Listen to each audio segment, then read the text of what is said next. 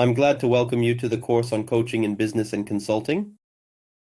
In today's first session, we'll discuss what coaching is, its benefits, and why Google uses it so extensively. Let's start with why you should take a course like this. With coaching knowledge, you'll be able to effectively develop your employees. You'll find it easier to achieve your own goals, and it could even become an additional source of income. You can use coaching to counsel people and earn money from it. Because we're studying coaching comprehensively, it's not limited to just company activities, it can be used in any area. This is the course website. This is the course syllabus. Let's take a look at it. Today we'll learn about what coaching is, and in the second session, we'll thoroughly examine the 9 guiding principles of coaching. In the third session, I'll share coaching tools. In the fourth session and subsequent ones, we'll study the coach's activities at different stages of client interaction, which will provide context for coaching and coaching interactions. We'll develop listening skills in coaching. We'll study the specific language of coaching. We'll learn to ask powerful questions. We'll discuss developing strategies for achieving goals and communicating how to motivate our clients, whom we call coachees, and how to use coaching in employee management. That's our course outline. Today we'll discuss the definition of coaching, learn what it is, how Google uses it, and what key competencies a coach needs. Why coaching specifically? How is it different from other forms of development? What code of ethics exists? We'll learn about the first tool, the GROW model, and another tool, the coaching wheel of life. So, let's get started. Let's start with a brief introduction, especially for those we haven't met before. My name is Mike Pritula. I worked at Alpha Bank on the STB TV channel, at Wargaming, Preplay IDL, consulted for PeopleForce, and created an academy. I started studying coaching in 2010 while working at the STB TV channel. When I became a manager, I had already 6 or 7 employees in my team, and I wanted to improve myself as a leader. Even then, it was popular to apply coaching techniques in management, so I decided to learn coaching and enrolled in an online course. It lasted 40 hours. It was once a week for 10 months, and then I had practical training.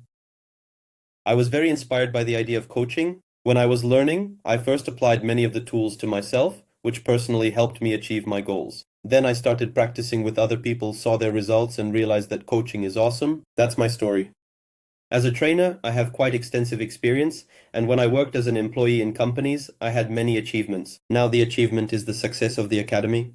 But back then, it was my diplomas and certificates. And of course, I have a coaching certificate. I trained at the top international coaching academy Maximum. It is an ICF representative. I completed the certification, passed the exam, verified my coaching hours, and received my professional coach certificate in April 2012. So I studied from 2010 to 2011, and then practiced more to accumulate my hours before receiving my certificate. And I also have other certificates. It's not the only one I have. Here's a bit more about me. Our academy has also been around for quite a while.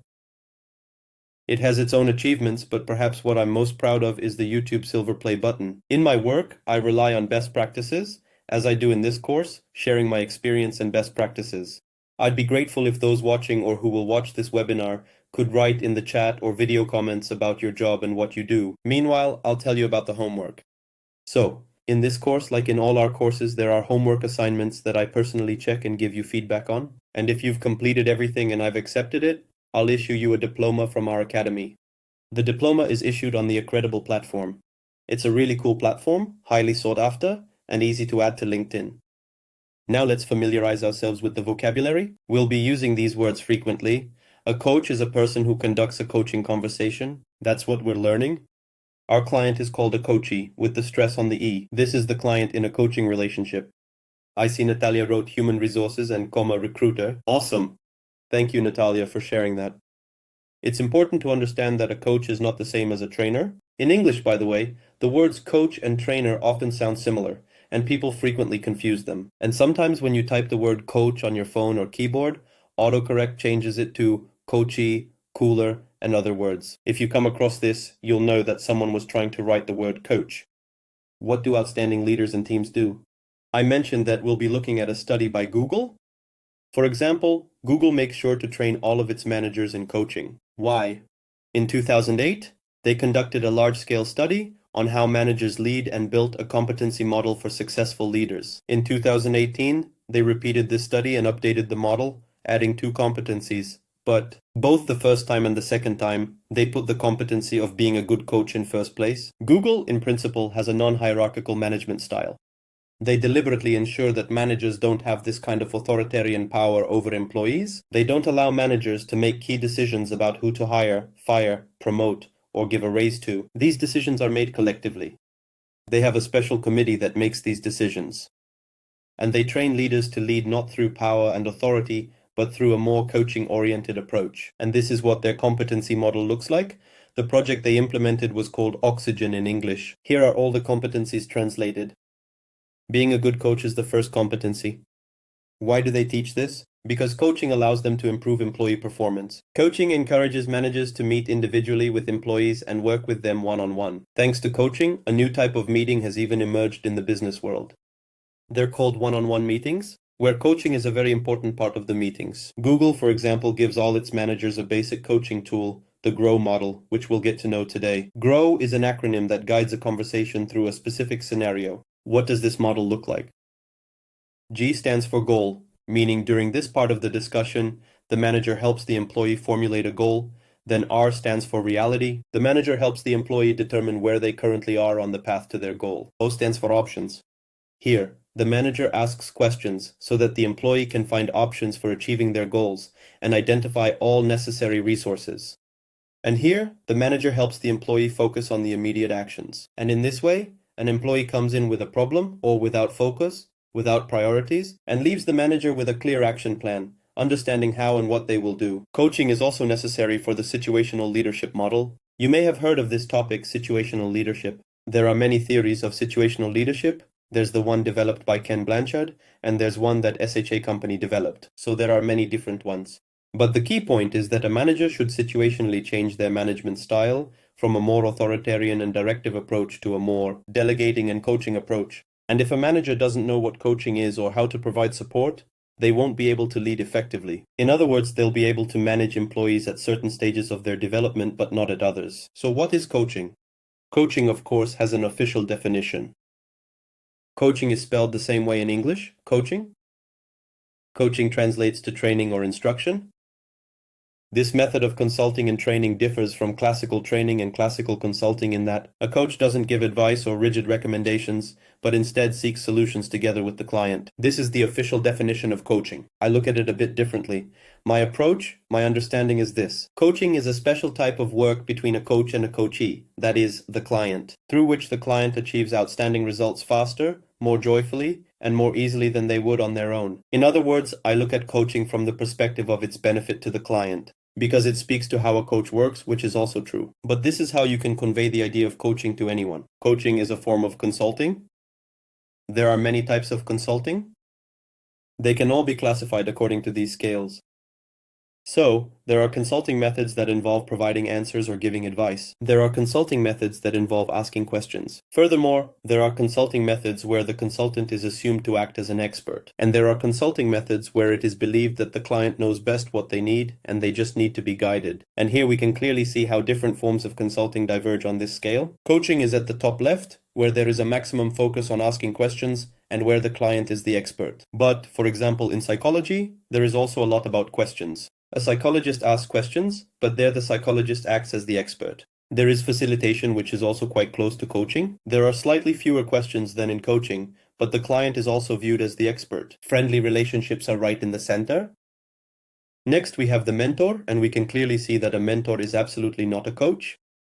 In mentoring, it is assumed that the mentor shares their experience. What does a manager do in principle? A trainer shares even more experience, and a consultant asks very few questions, clearly telling you how and what to do. This table with a graph helps to clearly see the difference between coaching and other forms of consulting. How does coaching work? It is a one-on-one meeting, although there is team coaching, which is a group meeting. But we are talking about individual coaching. It lasts from 30 to 90 minutes between the coach and the coachee. Typically, the client comes with a specific request. It is important that there is a request and leaves with specific actions. This is the basic format of coaching. Let's move on. How did it emerge? Where did it come from? Well, it's believed that coaching is based on the work of Timothy Galway. Remember this name. He's the author of the Inner Game concept, which formed the basis of coaching. He first presented this concept in the book The Inner Game of Tennis and published it in 1974. You can see from this that coaching is, in principle, quite young, and this date can be considered the birth of coaching. So this date is considered the birth date of coaching. It's been more than 50 years now. The idea of the inner game came to him while working as a tennis instructor. Next is John Whitmore. He wrote the book Coaching for Performance, and this book was published later in 1992, quite recently. He developed Galway's ideas as applied to business and management. He's actually a British racing driver, one of the leading business coaches in the UK, and he created the Grow coaching model. He was a student of Timothy Galway. And in 2007, John Whitmore received the International Coach Federation President's Award for his work in promoting coaching worldwide. Next is Thomas Leonard. This is the person I consider to be the most important figure in coaching. He is considered the creator of coaching as we know it today, and he's the author of a vast number of coaching tools.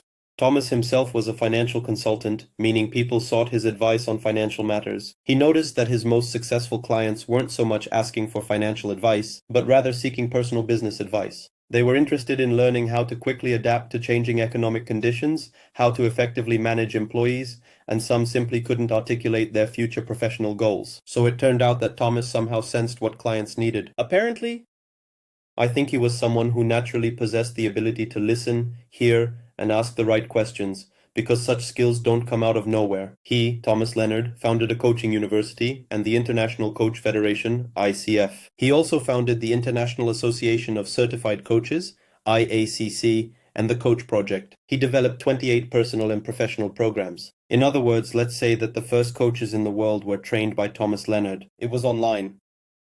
It wasn't even fully online, just his website was online. The training was conducted over the phone. I've heard recordings of how he conducted them. There are recordings that people who studied with him have shared with me.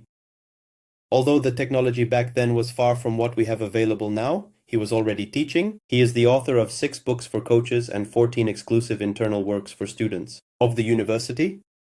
Among the more than 28 programs he developed, for example, Clean Sweep is very popular with us. Consider, are you ready to become a coach? This is a small test for you to decide how suitable it is for you. Do you want to help other people achieve their goals? For example, I've always been interested in helping others, and due to the nature of my career, because when you work as a recruiter, you're actually helping both sides, the company to find an employee and the candidate to find a job. So helping people has always interested me. I always help my classmates with homework, tests, and independent work, explaining what they didn't understand in class. So this kind of thing has always felt natural to me. Second, are you ready to be a role model for them and to achieve your own goals in various areas of life to do so? It's important for a coach to have achieved something themselves. I have a coaching client. She approached me specifically because she saw my achievements and wanted to accomplish many of the things I had achieved in her own field. Are you ready to dedicate time for learning and basic practice? By the way, we have what you might call an express course, although it provides everything you need. With this express course, of course, you're expected to practice afterwards, because many skills are honed through practice. It's no coincidence that certification requires 60 hours of practice. I'd say that I probably started feeling confident after about 50 hours of practice. At first, you're nervous, thinking about which tools to use, how to help. In fact, coaching is as relaxed a profession as that of a psychologist. You don't need to invent or plan anything. You need to be present, understand how coaching works, know how to ask questions, listen, and respond. Do you have time to conduct coaching sessions after completing your training? And are you willing to learn, practice, conduct sessions in the presence of others, and receive feedback from trainers? How does coaching work? When people actively seek meaning and solutions, they value partnership and support that help them achieve their goals and objectives. It's interesting that for some reason we don't achieve things as well on our own as when someone supports us in it. I know this from the client's perspective too, because I also have coaches I work with, and they're at different stages and with different requests. Mine have changed over time. There are people I coach, and it clearly works. Historically, people typically receive such support from their friends, parents, therapists, counselors, and advisors. But in today's world, which is, more isolated, even though we're all online, we're actually more isolated, there's less of this kind of support, and that's why coaching is in higher demand. In coaching, what works is called collective wisdom, where the knowledge of each individual, when combined, yields more than just the sum of individual knowledge. That's how collective wisdom is born, and I've noticed this many times in coaching as well. At first, it was unusual for me that the following would happen. Someone comes to me with a request. We work on this request. Through coaching, I help the person plan something, achieve something, but I leave the coaching session feeling as if I've gained just as much benefit as my client. This has always surprised me. Why is that? Why am I the one being paid? although many coaching conversations have been just as beneficial for me. Simply because when a person works on a task, both learn, both generate more, and the benefit turns out to be greater than the sum of each person individually. Coaching ethics. Coaching ethics helps both coaches and coachees because it allows all parties to assume that certain things will and will not happen in the coaching relationship. Ethics is not a suggestion, but a code that should be considered and followed in one's professional relationships. We'll get acquainted with it today. Here's a quote from Richard. People can starve from a lack of self-realization just as much as from a lack of bread, and that's true. And coaching helps here too. Coaching is a process of development. The entire coaching process and every coaching interaction involves development, a natural byproduct of the coaching relationship. In a coaching relationship, you and the coachee work together to decide how and where the coachee can be developed, when it's appropriate, and what specific type of development is needed for their improvement. By development, we mean on one hand learning something new. For example, it could be reading a book, it could be some courses or training sessions, and the coaching interaction itself also leads to development. The coaching conversations themselves, these discussions, they develop the person. This is about developing problem-solving skills. They may come to our coach with immediate goals or problems, but they always want the development necessary to achieve these goals, or to solve problems faster, even if these requests are not ongoing. You'll spend a percentage of time focusing directly on the goal or problem, and a percentage of time on development. As you grow and your expertise increases, the time spent on development tends to increase. In other words, over time you'll learn to help the client develop and solve their problems more, rather than just helping them solve problems. Let's move on. What coaching competencies are needed? Coaching competencies are the guiding principles of the work. These are also guiding signals for conversation and are the foundation of the International Coaching Federation. Here they are before our eyes. So, the ICF coaching competencies include the following. First, establishing the foundation. Second, co-creating the relationship. Third, communicating effectively. And fourth, facilitating learning and results. And now we'll look at all 11 points that fall under these 4 areas in more detail. So, let's begin. The first point, in accordance with ethical norms and professional standards, what does a coach do here? The coach recognizes the importance of ethics and standards in their practice and knows how to apply them in any coaching situation. What skills are required of a coach for this? We will familiarize ourselves with the ethical principles and standards of conduct established by the International Coaching Federation. Clearly distinguishes between coaching, consulting, psychotherapy, and other helping professions, explaining this to the client. By the way, some coaches can also be consultants or psychotherapists, but in that case, they clearly tell the client that, I can engage in psychotherapy with you now. Would you like us to look at this from a psychotherapy perspective? In other words, a coach can switch roles, just as a therapist can work with a client to solve problems and then switch to coaching. They might say, since you don't have any problems, we can work in a coaching format. This usually involves discussing in advance that we're switching or changing formats. Furthermore, the coach recognizes the limits of their competence and, if necessary, refers the client to other specialists, and has access to necessary resources and professional support for complex cases. The second competency is establishing a coaching agreement. In other words, it's an agreement about what you'll be doing with the client, what's required here. The coach is able to identify the client's needs and negotiate the terms of engagement, ensuring clarity and transparency in the coaching process. What skills are required here? Discusses with the client the basic principles and parameters of the coaching relationship, including logistics, payment, scheduling, and possible third-party involvement. Reaches a clear agreement on the boundaries of the coaching relationship, what is included in the work and what is not, as well as the roles and responsibilities of both parties. Evaluates how well the coaching method meets the client's needs and decides whether collaboration is appropriate. For example, if they see that the client needs psychotherapy, they say that a therapist would be more suitable for their task. The third is establishing trust and rapport with the coachee. What does the coach do here? The coach creates a safe space based on respect, sincerity, and support so that the client feels comfortable and confident in the coaching process. What skills are needed here?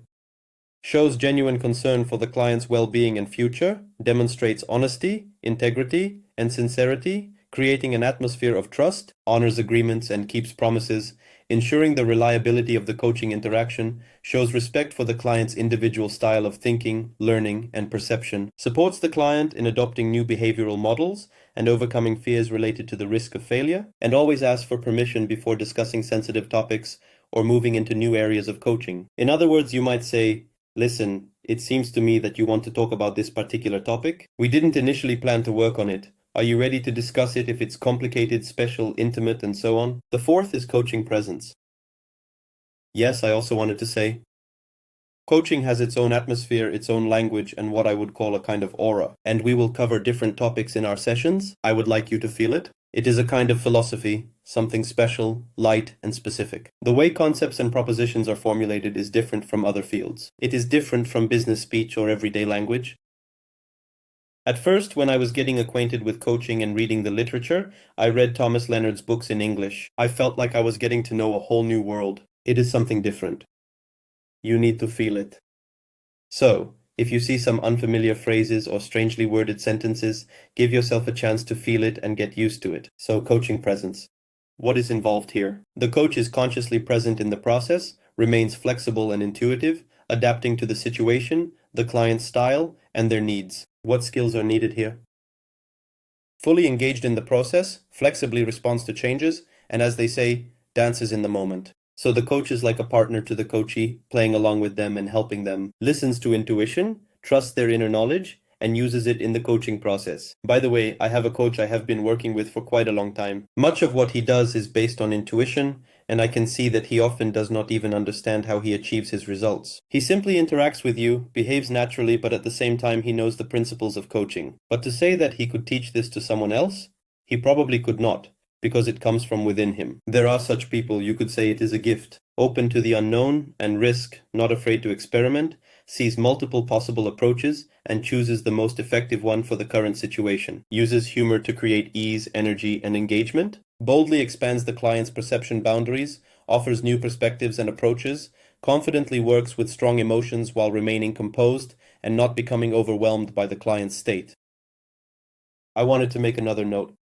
Look, we are studying the ICF coaching competencies. We read about certain skills and requirements. A question might arise. Who came up with this, when and how? Why is it specified exactly here?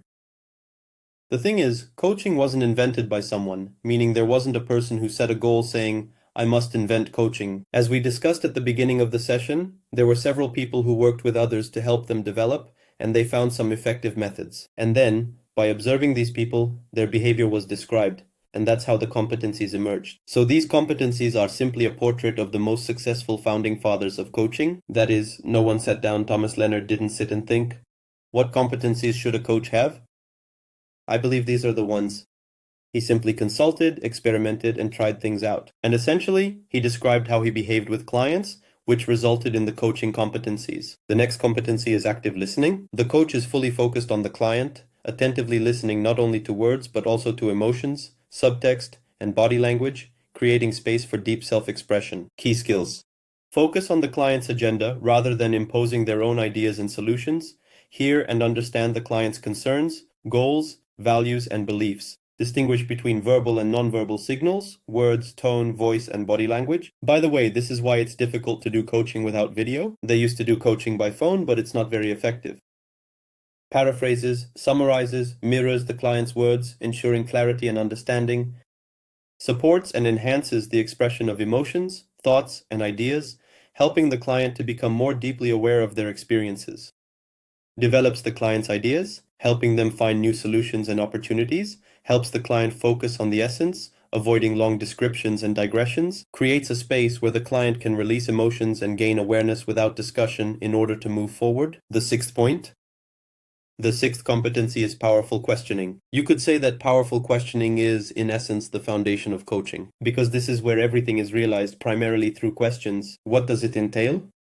A coach knows how to formulate questions that help the client recognize new possibilities, gain valuable insights, and move forward. Key skills include asking questions that demonstrate active listening and understanding of the client's perspective. They use questions that promote discoveries, new insights, awareness, and readiness for action. For example, they help identify limiting beliefs. They formulate open-ended questions that expand perception, create clarity, and promote learning, and direct questions towards moving forward rather than justifying or analyzing the past, helping the client focus on the desired future. Direct communication. The seventh competency, the coach uses clear and precise communication that helps the client recognize new perspectives and move towards their goals. What skills are needed here?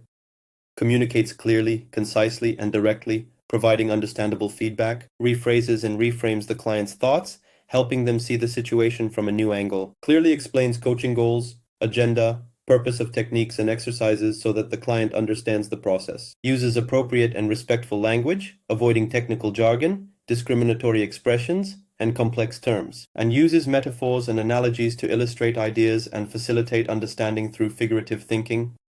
8. Creating awareness. This is also very important. Here I can say that as a client in a coaching relationship for myself, I realized a lot, gained many benefits, and was able to develop precisely due to this awareness. A coach is skilled at analyzing multiple sources of information, helping the client gain a deeper understanding of their situation, identify key patterns, and uncover new opportunities for action. What skills do we have? Goes beyond the client's words, helping them recognize the underlying causes of their experiences and clarify the situation. Identifies key patterns of thinking and perception, helps the client distinguish between facts and their interpretation, as well as differentiate between thoughts, feelings, and actions. Facilitates the discovery of new beliefs, emotions, and perspectives that empower the client and increase their readiness for change. Helps to see the bigger picture and recognize the interconnected factors influencing thinking and behavior, formulates ideas and insights in a way that is understandable and meaningful to the client so that they are beneficial. Focuses on the client's strengths, not just areas for growth, helping them unlock their potential, and helps distinguish between trivial and significant issues, situational recurring behavioral patterns, as well as discrepancies between words and actual actions. By the way, I can say that as you practice coaching, it is very helpful to read and reread these competencies because your understanding of them constantly reaches new levels compared to when you first heard them. Designing actions. A coach helps the client not only to realize new ideas but also to implement them in life. Coaching is very much about this, about actions. Unlike counseling, the consultant doesn't care, they've given their advice, and what you take from it doesn't matter to them. Therefore, a coach helps create conditions for continuous growth and development. What skills are required here? Organizes brainstorming sessions, helping the client identify effective actions to reinforce new knowledge and skills. Systematically analyzes key problems and opportunities related to the client's goals in a focused manner, supports the exploration of alternative ideas and solutions, helps evaluate them and make informed decisions, stimulates experiments and self-discovery, encouraging the client to immediately apply the gained insights in work and life, acknowledges the client's achievements, creating motivation for further growth, provokes new ideas, introduces new perspectives, encourages the client to act right during the session, and balances the process between overcoming challenges and a comfortable pace of learning and development. The 10th competency: planning and goal setting. The coach, together with the client, creates a flexible and realistic development plan that helps achieve meaningful results. What skills are needed here? Analyzes the gathered information and, together with the client, formulates a coaching plan and development goals focused on key challenges and growth areas, develops a clear, achievable, measurable plan with specific outcomes and deadlines, flexibly adjusts the plan as changes occur in the coaching process and external situation, helps the client find and use resources for learning, identifies and emphasizes early successes that strengthen clients' confidence. And the last competency is managing progress and accountability. The coach helps the client maintain focus on important goals and even takes on the role of a partner in development, motivating them to take action. What are the key skills we need here? Clearly articulates expectations and encourages the client to take actions that will help progress towards goals, monitors subsequent steps, discusses progress and completion of actions from previous sessions with the client, encourages the client for achievements and insights, regardless of whether they were completed, prepares, organizes, and analyzes information gathered during coaching sessions, maintains the client's focus on the coaching plan, balances between following the plan and being flexible, sees the big picture, develops self-discipline and accountability, promotes autonomy in decision-making and problem-solving for prioritization, and constructively challenges the client if they haven't taken agreed-upon actions, helping them understand the reasons and find new ways to move forward. These aspects of coaching are more important than the tools. This is about the coach's state of being. This is the coaching process. Ethics, after all, is not what we do, it's what we become. That is, this is the essence when we talk about coaching. The first thing that comes to mind is about the multitude of tools. The first thought is, I'll learn a lot of tools and offer them to clients. No, coaching is not so much about tools, they are secondary. Coaching is more about adhering to principles. Why do people need coaching? In fact, there's a lot that coaching can help solve. For example, to make significant life changes, to better cope with uncertainty, especially now there's a lot of that, to make better decisions, set even more effective goals, achieve them faster, become more financially successful, to develop professionally, cope with the impact of technology, have a partner who helps, to improve relationships, to have a more meaningful impact on the world, to improve leadership skills, simplify life, reduce stress, solve work problems, to keep up with life, and so on. Code of Ethics for Internal and External Coaches. I recommend you print it out and sign it, thereby showing your commitment. So, you need to read this aloud to yourself. As a coach, I commit to: first, establish reliable contracts and business practices. I won't read in more detail. I'd like you to read this on your own and then sign off on it somewhere. Define my professional competencies, adhere to the limits of my knowledge, guarantee confidentiality within boundaries, be respectful and constructive, respond quickly and responsibly, be professional at all times, maintain appropriate distance, be a role model, be teachable, date and signature, coaching readiness test. Is there a test that helps assess whether a client is ready for coaching or not? This is a tool I recommend using to start the work. Next, I promise to talk again about the wheel of life balance in coaching. This is a good starting point. There are instructions here on how to work with it.